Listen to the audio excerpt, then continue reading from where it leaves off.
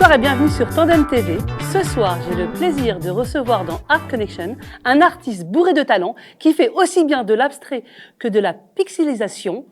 Alexandre, bonsoir. Bonsoir Déborah. Merci beaucoup d'être là ce soir. Je suis très heureux. Merci de ton invitation. Alors, tu vas nous expliquer tout d'abord comment tu es venu au dessin, mais avant tout, raconte-nous pourquoi tu nous as apporté ces beaux livres. Tu es graphiste, mais aussi directeur artistique dans l'art, dans l'édition. Alors oui, j'ai commencé comme graphiste dans des agences de communication. Et puis très vite, j'ai eu la chance de faire des rencontres et de pouvoir travailler sur des livres d'art. Alors, tu nous as amené la grande histoire de la comédie française. Tu peux nous montrer ce beau livre ? Voilà, donc c'est toute l'histoire de la comédie française. Et donc j'ai travaillé dessus en tant que graphiste et directeur artistique. Très bien. Tu nous as apporté aussi un deuxième livre parmi tant d'autres. Alors celui-là, c'est aussi une très belle histoire. J'ai adoré le faire. C'est l'histoire de Dîmes. Et donc à travers une époque qui va des années 50 jusqu'à nos jours. Alors maintenant, raconte-nous comment tu es passé donc de graphiste et donc de directeur artistique au dessin. Tu m'as dit que tu faisais aussi bien de l'abstrait que du pointillisme moderne. Exactement. Alors en fait, ça fait très longtemps que je cherchais à me trouver artistiquement. Et effectivement, j'ai commencé par l'abstrait, en dessinant des formes, avec beaucoup de couleurs, car j'ai exploré les couleurs et j'adore les couleurs. Et ce que j'ai voulu voir, c'est ces couleurs ensemble, mais toujours séparées par un mince filet noir. Donc pas de mélange, mais des couleurs juxtaposées les unes à côté des autres. Et ça donne un effet, on peut imaginer des espèces de vagues ou des pétales. Et donc j'ai continué sur cette voie et je suis arrivé in fine à la pixelisation de photos comme... Alors justement, pour expliquer bien aux téléspectateurs, alors le pointillisme consiste à juxtaposer des petits points de couleur pure sans mélanger les couleurs au préalable. Cette technique permet de créer des effets plus vifs et d'éviter que les couleurs ne soient affadies par les mélanges. Alors quels sont les grands artistes du pointillisme? Nous avons Georges Seurat, Paul Signac, Pissarro, Van Gogh et Cros. Eh bien aujourd'hui, nous avons Alexandre qui vraiment a trouvé cette nouvelle technique de passer d'une photo au dessin. Explique-nous donc ta création, explique-nous aussi quel est le matériel dont tu as besoin. Alors c'est un peu un pari fou parce que j'ai eu cette idée un peu intuitivement à la suite de mon travail sur l'abstrait et c'était une envie irrépressible. J'ai commencé par une photo du Rabbi, petite photo, sur à peu près 900 pixels. Alors, petite photo, quelle est la taille de ta première œuvre? Alors, c'est un peu plus petit qu'un A4. D'accord. Il y a, on va dire, 30 pixels x 30 pixels, donc ça fait 900, et c'est un carré, et il y a une cinquantaine de couleurs. Ah oui, alors donc, on voit sur le plateau que tu nous as apporté vraiment de nombreux crayons, des feutres. Alors, parle-nous un petit peu du matériel, justement. Qu'est-ce que tu nous as apporté? Alors, tous ces feutres me permettent de dessiner, de coloriser chaque tableau. Et il y a plusieurs nuances. C'est ça, parce que là, c'est donc tout ce qui est rose, rouge, violet. Donc, c'est vrai que on peut voir comme ça, c'est incroyable les différentes tons. Où est-ce que tu trouves ces feutres? Par exemple, les personnes qui veulent se lancer dans le dessin, est-ce que ça coûte cher? Où est-ce que tu les trouves? Comment as-tu trouvé tes crayons? Alors, il y a deux modèles. Il y a ceux-là que je trouve qui viennent de Chine. Donc, il faut dire ce qui est. En Chine, ils ont fait beaucoup de progrès et ce sont des feutres vraiment très qualitatifs. Alors, alors on va ouvrir. Alors, donc là, c'est plutôt marqueur d'un côté. Et puis, de l'autre côté, une pointe fine. Qu'est-ce que c'est? C'est peinture acrylique, c'est feutre, c'est alcool? C'est des feutres à alcool. D'accord. Et alors, la pointe fine, elle permet de travailler le pixel lorsqu'il est très petit, car sur certains de mes tableaux, les pixels font 3, 4 mm, 5 mm, et pour les plus grands, ils font 8 mm. D'accord. Donc avec ceux du millimètre, j'utilise plutôt... Donc la précision, donc les plus gros avec plus le gros, marqueur, voilà. les plus petits avec la pointe fine. Exactement. D'accord. Donc tu as deux types de feutres Alors, sur le plateau? ça c'est pour les pixels et ça c'est pour l'abstrait. Donc ça c'est des feutres japonais. Ils ont cette particularité d'être... Graphic Twin. Voilà, ils ont une pointe Oui, plus pinceau. longue et pinceau. Voilà, et donc c'est des feutres d'aquarelle en fait. C'est de la couleur à l'eau. Et de l'autre côté, c'est des pointes fines. Des pointes très fines. Voilà.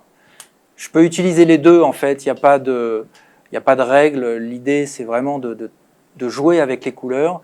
Et c'est ça qui m'intéresse dans... Donc c'est vraiment joli, on voit c'est énormément, c'est vraiment ouais. Les différentes couleurs sont incroyables. Est-ce que ça coûte cher? Alors cela coûte cher. Les Japonais, ils coûtent assez cher. Il faut compter à peu près 4 € le feutre. Et cela, un peu moins de 1 €. D'accord. Donc c'est... On peut trouver ça ou bien sur Internet, ou dans un magasin d'art n'importe où en Israël. Dans les magasins spécialisés, on trouvera ces feutres-là ou sur d'autres marques, mais le principe reste le même. C'est des feutres à alcool et ceux-là, c'est des feutres à eau, aquarelle. Par contre, pas le droit à l'erreur. Alors non, pas le droit à l'erreur, puisqu'on ne peut pas effacer, effectivement. Donc c'est tout ce qui fait le piment aussi du travail.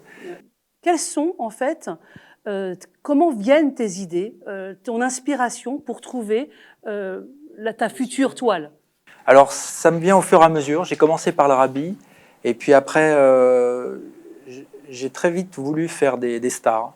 Bon, et il y a eu Gainsbourg, c'est un des premiers que j'ai fait. Et Gainsbourg, il fait à peu près 2500 carrés, donc j'ai déjà évolué en nombre et en difficulté. Ensuite, j'ai fait Rocky Balboa, parce que j'adore cet acteur, et que c'est ma génération. Après, il y a eu Belmondo. J'adore Belmondo. Donc Belmondo, voilà, un acteur que j'aime absolument, et il ne pouvait pas passer à côté de... Mais alors, comment ça se passe? Donc, tu choisis sur Internet ou où que tu trouves une très belle photo. Je choisis une photo. Avec un niveau de qualité de photo très bonne. Pas forcément en fait, parce que je passe la photo donc, dans l'ordinateur avec un logiciel Photoshop, je crée une mosaïque, je choisis le nombre de pixels de la photo. Je peux choisir une mosaïque où les pixels seront très petits et donc il y aura un nombre de pixels élevé.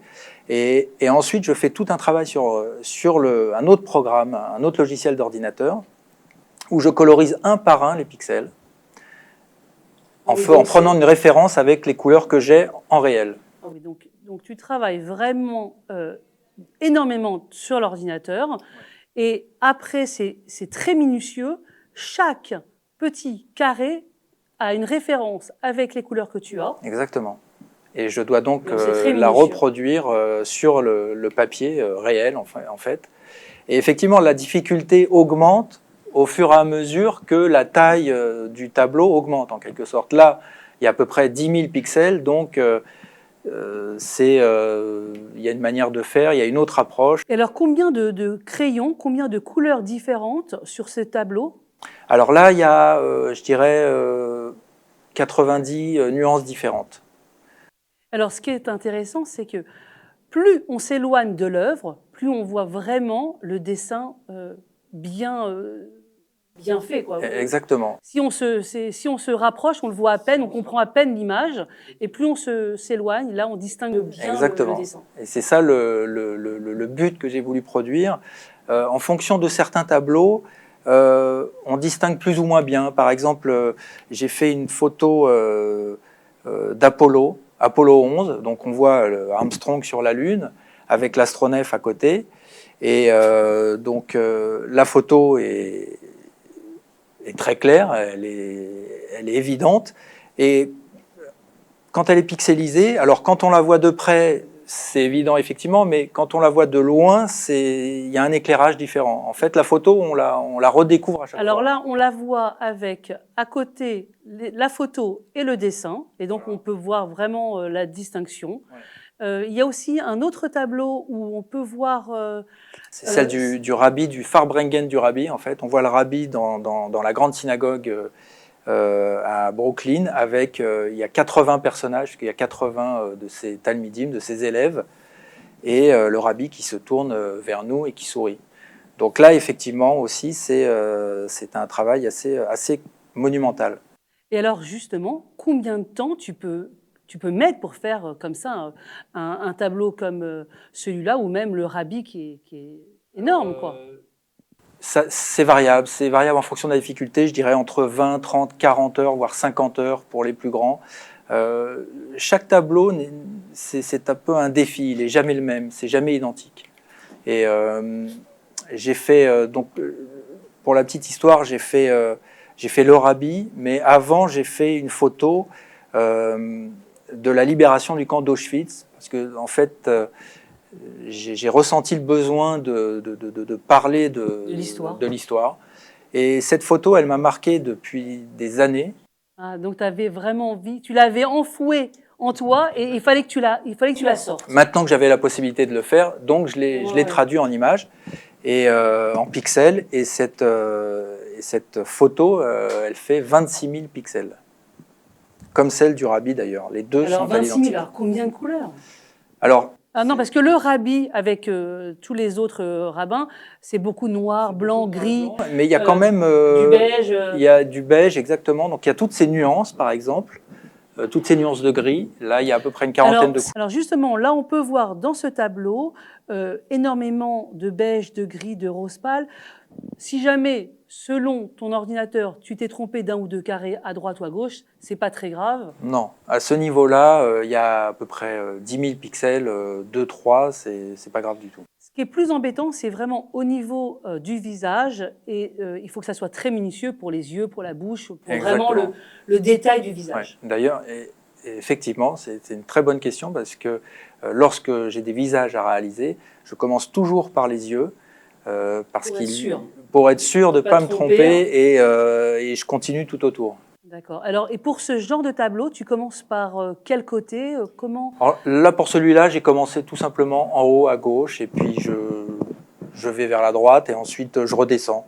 Voilà, tout simplement. Alors, j'ai adoré le rabbi. Pourquoi? Comment as-tu eu l'idée de faire ce fond rose? Explique-nous l'histoire de ce tableau. Ce tableau, je l'aime beaucoup, parce qu'on voit le rabbi, mais en plus qu'il soit pixelisé, c'est pas tout à fait reconnaissable si on le connaît pas, parce qu'il n'y a pas le détail des yeux, de la bouche. C'est vraiment un mélange en fait, un mélange de pixels et d'abstraits.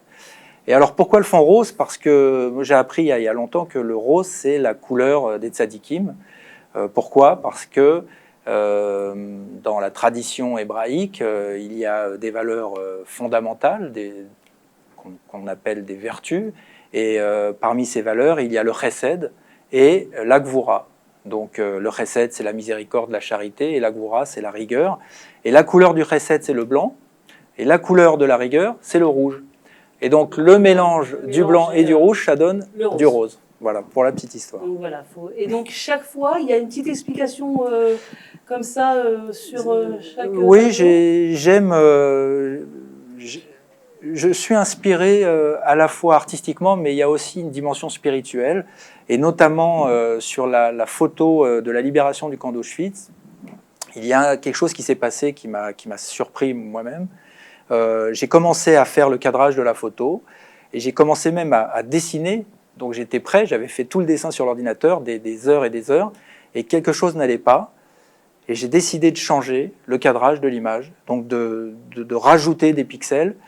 Et je suis tombé, à la base il y avait 25 000 et quelques pixels, et je suis arrivé à 26 000 tout court. Ah, donc le chiffre et donc le chiffre du nom de Dieu. Et je m'en suis pas rendu compte tout de suite, je m'en suis rendu compte quand j'ai terminé l'œuvre, totalement à la fin. C'est comme si un ange avait mis sa main sur mes yeux pour m'empêcher de voir le nombre 26. Alors que je le connaissais depuis...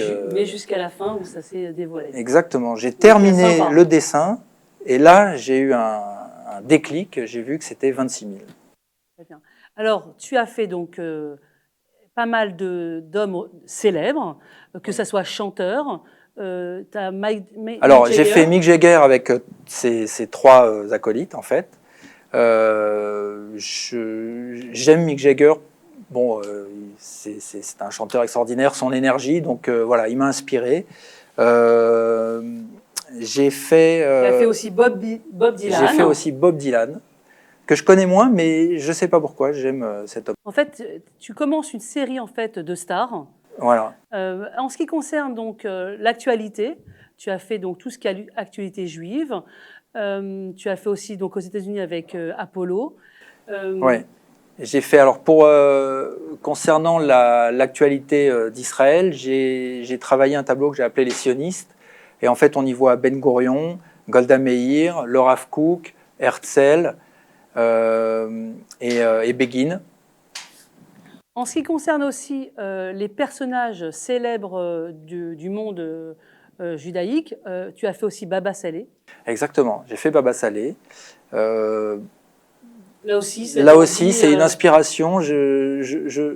Moi, j'ai toujours entendu parler de cet homme. Avec ses miracles et ses histoires incroyables. Exactement, et je sais pas, je le trouve, je ressens de l'affection en fait pour lui, sans jamais l'avoir connu directement ou indirectement. Très bien. Et puis, donc, est-ce que tu as envie de faire d'autres choses, d'autres personnages? Quelles sont après tes motivations? Est-ce que le cinéma t'appelle? Est-ce que tu as envie, par exemple, faire peut-être une image forte d'un film? Alors j'y ai pensé, il y a énormément d'images que j'ai envie de faire. Là, la première qui me vient à l'esprit, c'est Dark Vador.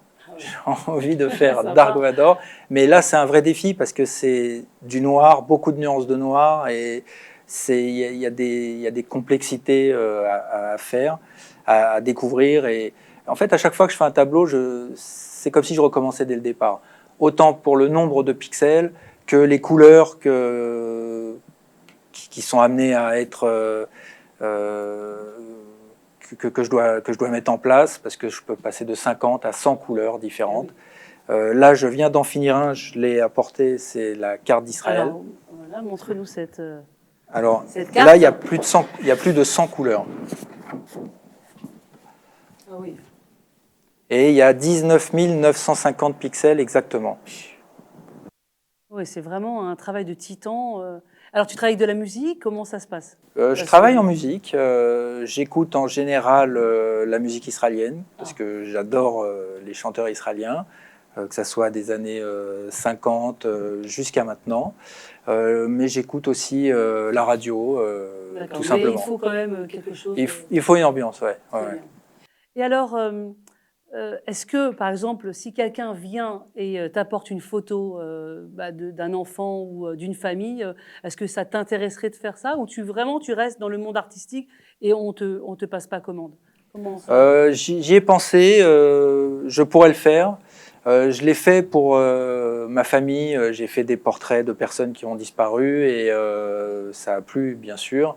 Donc je pourrais le faire, mais là je suis plutôt vraiment axé sur la création, le travail de personnes célèbres. Et alors, je vois que ce sont des pièces uniques, parce que c'est tellement de travail que tu ne peux pas recommencer à l'infini. Bon, même si tu fais 2-3 rabis, ça sera quand même 2-3 rabis différents, mais tu les fais aussi en lithographie. Oui, alors là, je vais travailler avec un laboratoire qui est vraiment expert en reproduction de très haute qualité. Il travaille avec des musées. Donc, je vais les faire scanner, donc à très très haute définition. Et je vais les faire reproduire sur du fine art paper, un papier d'art comme celui-là. Voilà, un papier avec du coton dedans. Et c'est imprimé en très haute définition. Et il sera donc signé. Je ferai des séries, donc ça sera numéroté. Pour le rabbi, par exemple, oui, le rabbi, tu veux en faire combien, je vais faire... Parce que le rabbi, ça peut plaire. Ouais. Surtout en Israël, même dans le monde entier. Hein. Je pense que donc, une série comme le rabbi, c'est une centaine? Non, je vais faire 30 exemplaires sur le format original qui sera de 1 mètre par 75 cm. Et une autre série à un format 2 fois plus grand, mais 15 exemplaires. Ah d'accord, chaque fois tu peux faire différentes tailles en lithographie. Là, pour celui-là, ouais, je vais faire ça. Pour Apollo, je vais faire la même chose. Je vais faire 30 exemplaires et 15 en plus grand. Alors, ce que j'ai bien aimé, c'est que avec ces lithographies, tu as un certificat d'authenticité. Absolument. Alors, parle-nous un peu de ça, parce que c'est très important pour les personnes qui achètent. Alors, c'est un certificat qui est délivré par le laboratoire, qui est certifié par le laboratoire, tamponné, et qui est signé par moi-même avec le numéro, le nom de l'œuvre, et qui garantit la qualité et surtout la rareté de l'œuvre, puisque si elle est imprimée à 15 exemplaires, il n'y en aura que 15, et idem pour celle où il n'y en aura que 30. Donc ça fait partie du contexte. Quand on fait une reproduction, c'est indispensable pour attester de la qualité et de la rareté de l'œuvre qui sera reproduite. Alors, où est-ce qu'on peut voir tes belles œuvres? Tu m'as parlé d'un site justement où on pouvait alors, les acheter. Je suis en train de créer un site, mais on peut me trouver par téléphone, par WhatsApp ou par email. Facebook, voilà. Instagram? J'ai Facebook, Instagram, mais c'est très light. Bon, alors on va mettre quand même toutes tes coordonnées. Voilà, le téléphone et l'email, et je peux envoyer un catalogue. Je suis en train de faire un catalogue de mes œuvres pour montrer plus en détail tout ce que j'ai fait avec l'explication, et il y aura les différentes tailles et même les prix pour ceux qui sont intéressés. Et donc pour les personnes qui veulent essayer, voilà, c'est un peu compliqué au niveau du logiciel, parce qu'il faut être quand même... Moi, je suis nulle en ordinateur, donc c'est même pas envisageable, c'est vraiment pas possible. Mais bon, à la limite, ils peuvent essayer. Les crayons, les feutres, c'est pas très compliqué. Ils peuvent les trouver, ça coûte pas très cher. Et puis se lancer, hein, comme je le répète à chaque émission, il faut avoir l'envie.